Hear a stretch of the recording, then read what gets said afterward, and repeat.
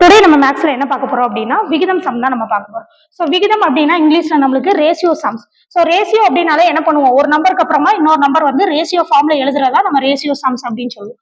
நம்மளுக்கு இப்ப கணக்குல என்ன கொடுத்துருக்காங்க, 4, 12, 24 மூன்றாவது விகித சமன் என்ன அப்படின்னு நம்மளுக்கு கேட்டிருக்காங்க. ஸோ இந்த மாதிரி மூன்றாவது நான்காவது என்ன கேட்டிருக்காங்களோ அந்த இடத்த நம்ம என்ன பண்ணிடுவோம், எம்டியா விட்டுறணும். அது போக மீதி இருக்க நம்பர்லாம் அப்படியே போட்டுருணும். அப்ப 4 ரேஷியோ 12. ஸோ அடுத்த டபுள் ரேஷியோ, மூணாவது ரேஷியோ கேட்டதுனால மூணாவது மதிப்பு நம்மளுக்கு தெரியாது, எக்ஸ் 24. ஸோ எப்பயுமே ஒன்னாவது நம்பரையும் 4வது நம்பரையும் பெருக்கணும், 2வது நம்பரையும் 3வது நம்பரையும் பெருக்கணும். அப்ப 4 × 24 = 12 × எக்ஸ். ஸோ ரெண்டு சைடும் ஒரே மாதிரி இருந்தா நம்ம என்ன பண்ணலாம், கேன்சல் பண்ணலாம். ஒரு 12 12, 2 12 24. ஸோ மீதி நம்மளுக்கு என்ன இருக்கு, 4 × 2 அப்ப என்னது 8 = எக்ஸ்.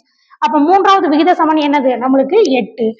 இதே மாதிரியே தான் உங்களுக்கு ஒரு சம் கொடுத்துருக்கேன். ஆனா அதுல என்ன கேட்டிருக்கேன், நான்காவது விகித சமன் என்னன்னு கேட்டிருக்கேன். ஸோ அதுக்கான ஆன்சரை கமெண்ட்ல சொல்லுங்க. தேங்க்யூ.